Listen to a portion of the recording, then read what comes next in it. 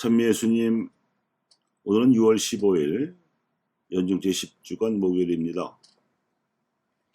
갈림길에 서서라는 제목으로 강론하겠습니다.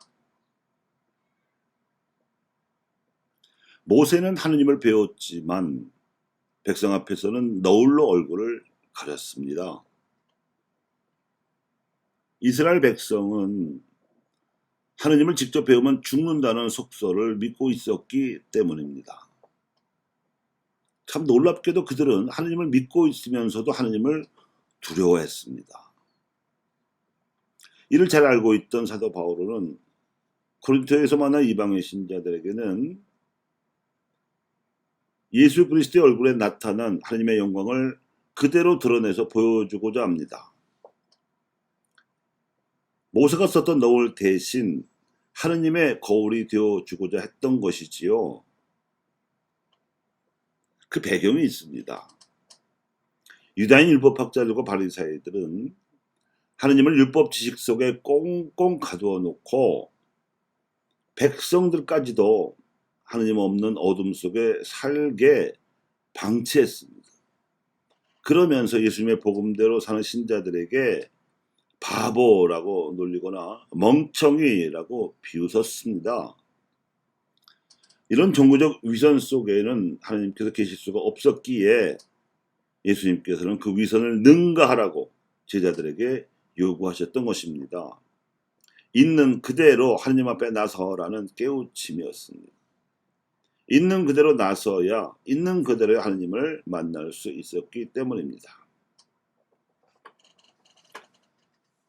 살인하지 말라는 계명을 비롯해서 10가지 율법 조문을 담고 있는 십계명 전체가 하나님의 영광을 가리는 너울이 될 수도 있지만 예수님의 복음에서 나오는 영광의 빛을 통하면 그 계명은 자신의 참모습을 비춰주는 거울이 될 수 있습니다. 그래서 예수님께서는 이 10가지 계명을 일단 2계명으로 줄이셨습니다. 단 육신의 힘을 다하면서 육신의 목숨까지 바칠 각오로 마음을 다하는 정성이 필요하다고 강조하셨습니다.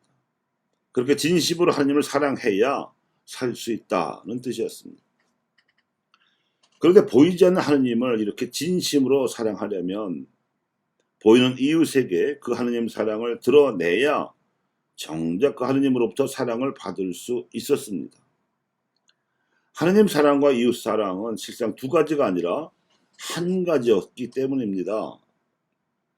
죽었다 깨어나도 구약시대에는 그리고 사람의 수준으로는 이 진리를 스스로의 힘으로 깨우칠 수가 없었습니다.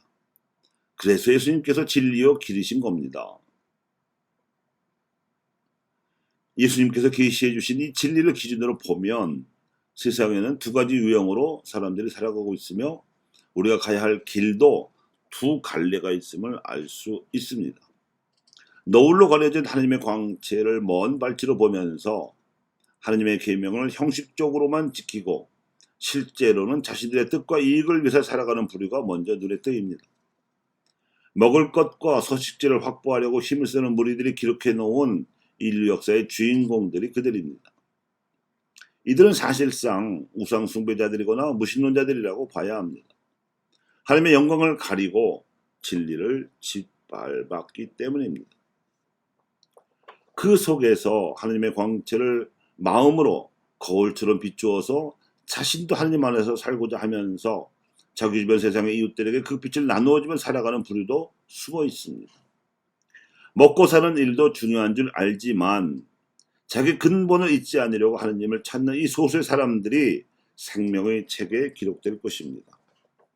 하나님의 영광을 추구하면서 진리를 실현하고자 노력하기 때문입니다.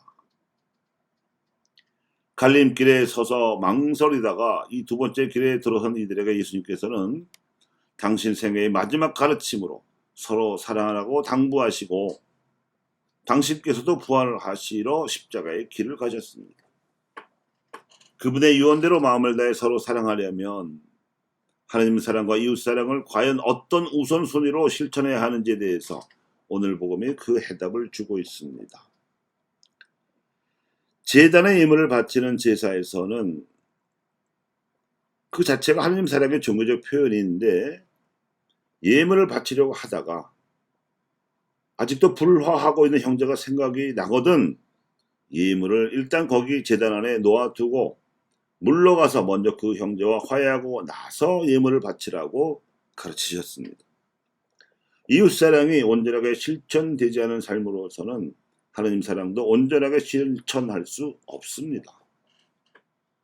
사실 일상에서 우리 이웃들에게 하느님 사랑을 실천하는 삶이야말로 하느님을 찬양하는 행동으로서 실질적인 제사입니다.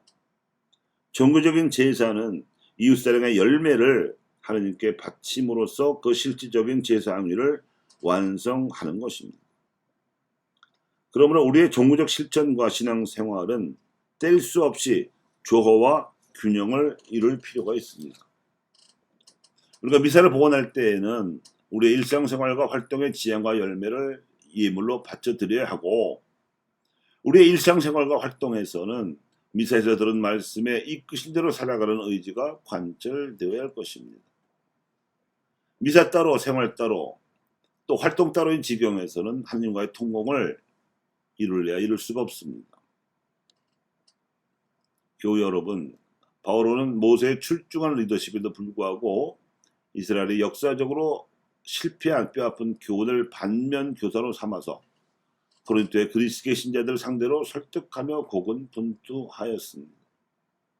그래서 예수 그리스도를 주님으로 선포하고 자신들은 예수님을 위한 신자들의 종으로 선포하였던 것입니다.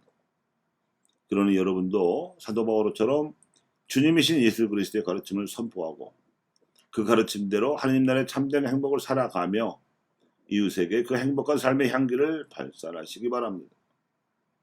땅의 소금이 되고 세상의 빛이 되어 사람들 앞에 하나님의 영광이 드러나게 될 것입니다.